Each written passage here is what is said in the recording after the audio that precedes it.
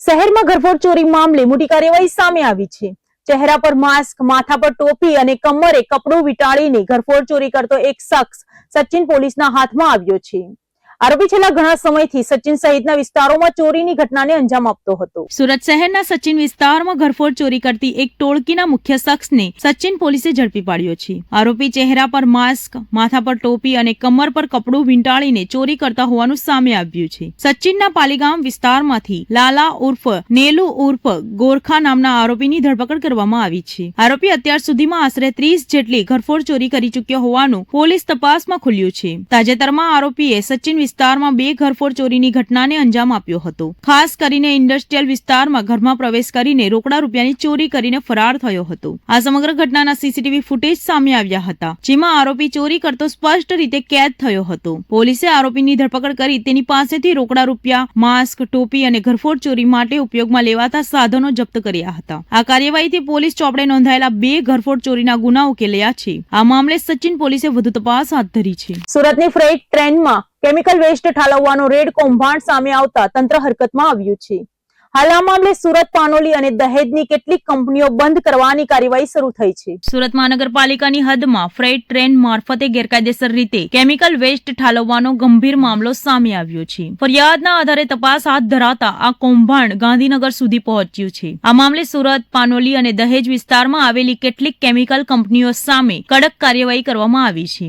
Uma enterprise, ઓમ chloride અને ઓપીજીએમ private limited સહિતની કંપનીઓ સામે ક્લોઝર માટે રિપોર્ટ તૈયાર કરવામાં આવ્યો છે। તપાસમાં ખુલ્યું છે કે પાનોલી અને દહેજની કંપનીઓમાંથી ઉત્પન્ન થતો જોખમી કેમિકલ વેસ્ટ ફ્રેટ ટ્રેન મારફતે સુરતના ભેસાણ અને ઉધના વિસ્તારમાં ગેરકાયદેસર રીતે ઠાલવવામાં આવતો હતો। આ બંને ટ્રેનના રજીસ્ટ્રેશન રદ કરવા માટે આરટીઓને ભલામણ કરવામાં આવી હતી। ઉપરાંત આ ટ્રેનમાં સંડોવાયેલા ડ્રાઈવરો સામે પણ આગામી દિવસોમાં કડક કાર્યવાહી કરવામાં આવશે। આ સમગ્ર મામલે પોલીસ, પ્રદૂષણ નિયંત્રણ બોર્ડ અને અન્ય સંબંધિત વિભાગોએ તપાસ વધુ તેજ કરી છે। સુરત શહેરમાં ઉત્તરાયણ પહેલા ડુપ્લિકેટ દોરીના કૌભાંડ પર પોલીસનો મોટો પ્રહાર થયો છે। ડીસીપી ઝોન 1 એલસીબીની ટીમે વરાછા વિસ્તારમાંથી ડુપ્લિકેટ દોરીનું ગોડાઉન ઝડપી પાડ્યું છે। અલગ અલગ કંપનીના સ્ટીકરો લગાવીને બજારમાં વેચાણ કરાતું હોવાનો ખુલાસો થયો છે। સુરત શહેરમાં ડુપ્લિકેશનનો સિલસિલો યથાવત રહ્યો છે। ઉત્તરાયણ તહેવાર પહેલા ચાઇનીઝ દોરી અને ડુપ્લિકેટ દોરીના કૌભાંડ સામે ડીસીબી ઝોન 1 એલસીબી ટીમે કાર્યવાહી કરી છે। વરાછા વિસ્તારમાંથી એક ગોડાઉન ઝડપી પાડવામાં આવ્યું હતું, જ્યાંથી કુલ્લે 5310 બોબિન ડુપ્લિકેટ દોરી મળી આવી હતી, જેની કિંમત અંદાજે 41 લાખ રૂપિયા થાય છે। આરોપીઓ અલગ અલગ જાણીતી કંપનીના સ્ટીકરો લગાવીને ડુપ્લિકેટ દોરી બજારમાં વેચતા હતા। 1100 રૂપિયાનું બોબિન માત્ર 300 રૂપિયામાં વેચાણ કરાતું હોવાનું તપાસમાં સામે આવ્યું છે। એલસીબીની ટીમે આ મામલે એક આરોપીની ધરપકડ કરી વધુ તપાસ હાથ ધરી છે। वराछा पुलिस स्टेशन के विस्तार में वराछा एलएच रोड संतोषी नगर सोसाइटी में एलसीबी और वराछा की टीम ने डुप्लीकेट पतंग की डोरी बनाने की नामचीन कंपनी का डुप्लीकेट प्रोडक्ट को वहाँ से पकड़ा है। ये दुकान का नाम है मधुरम सीजन स्टोर नाम की दुकान है और उसके पास एक गोडाउन है।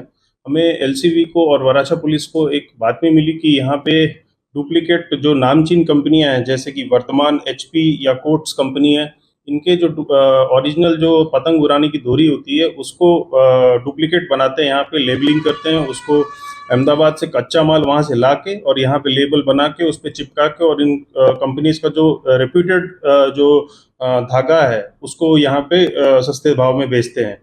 इसके बेसिस पे हमने वहाँ पे एक कंबाइंड वहाँ पे रेड किया और वहाँ पे हमने टोटल जो बॉबिन है 5310 बॉबिन, इसकी कुल मुद्दा माल की कीमत 41,28,611 रुपये है।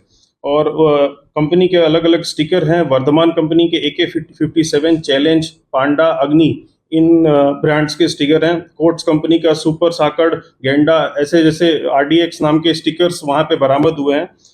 टोटल वहाँ पे स्टिकर बिना बॉबिन 414 नग मिले हैं और अलग अलग कंपनी के स्टिकर मिले हैं। पैकिंग की मशीन मिली है और इसके साथ साथ हमने इन कंपनीज को अभी फिलहाल हमने एक जानवा जोग दाखिल किया है वराछा पुलिस स्टेशन में और रेलेवेंट कंपनीज को हमने मेल किया है कि आप यहाँ पे आएँ और कॉपीराइट के तहत हमें फरियाद दें ताकि हम इस पे उचित न्यायिक कार्रवाई कर सकें। ये कितने टाइम से चल रहा है? ये पिछले 15 वर्ष से ये धंधा कर रहे थे और इन्होंने बहुत बड़ा गोडाउन बना के रखा है और इसीलिए हमने कंपनीज को लीगली कांटेक्ट किया है, प्रॉपर चैनल से उनको मेल किया है। हम इसमें ये भी बताना चाहते हैं कि इसमें हम जीएसटी को भी इन्वॉल्व करेंगे क्योंकि हम ये भी एंगल एक्सप्लोर करना चाहते हैं कि कहीं कोई जीएसटी फ्रॉड तो नहीं हुआ है। સુરત શહેર ક્રાઇમ બ્રાન્ચે આરટીઓ ચલાણના નામની એપીકે ફાઇલ મારફતે સાયબર ફ્રોડ કરનાર ગેંગનો પર્દાફાશ કર્યો છે. તમિલનાડુના કોઇમ્બતુર શહેરના સિનિયર સિટીઝન સાથે થયેલા સાયબર ફ્રોડ કેસમાં સુરત ક્રાઇમ બ્રાન્ચે કુલ 10 આરોપીઓને ઝડપી પાડ્યા છે. આરટીઓ ચલાણ નામની એપીકે ફાઇલ મોકલીને મોબાઈલ હેક કરીને ₹16,49,961 ની ઠગાઈ કરવાના કેસમાં સુરત શહેર ક્રાઇમ બ્રાન્ચે કુલ 10 આરોપીઓને ઝડપી પાડ્યા છે. પોલીસે ઝડપાયેલા આરોપીમાં રજનીભાઈ વાછલિયા, વિશ્વાસભાઈ રાદડિયા, સાવન રાદડિયા, વિજય ગોહિલ, જીતેન્દ્રશ્રી રાઠોડ, મહેન્દ્રસિંહ ગિરાશે, મીરલ ચોટિયા, કપિલ ધોધરે, મીત ચોટિયા અને ચંદન જયનાથ પાલનો સમાવેશ થાય છે. આ તમામ આરોપીઓએ તમિલનાડુના કોઇમ્બતુર શહેરના એક સિનિયર સિટીઝનને આરટીઓ ચલાણ નામની એપીકે ફાઇલ મોકલીને તેમનો મોબાઈલ ફોન હેક કર્યો હતો. બાદમાં અલગ અલગ ક્રેડિટ કાર્ડ મારફતે ₹16,49,961 ઉપાડીને સાયબર ફ્રોડ આચર્યો હતો. હાલ તમામ આરોપીઓને ઝડપી લઈને તમિલનાડુ કોઇમ્બતુર સાયબર ક્રાઇમ પોલીસને આગળની તપાસ માટે સોંપવાની કાર્યવાહી હાથ ધરવામાં આવી છે. સુરત શહેર આજથી 1 મહિના સુધી ક્રિકેટના રંગમાં રંગવા જઈ રહ્યું છે. ઇન્ડિયન સ્ટેટ પ્રીમિયમ લીગના આયોજન સાથે સુરતમાં ક્રિકેટ પ્રેમીઓમાં ભારે ઉત્સાહ જોવા મળી રહ્યો છે.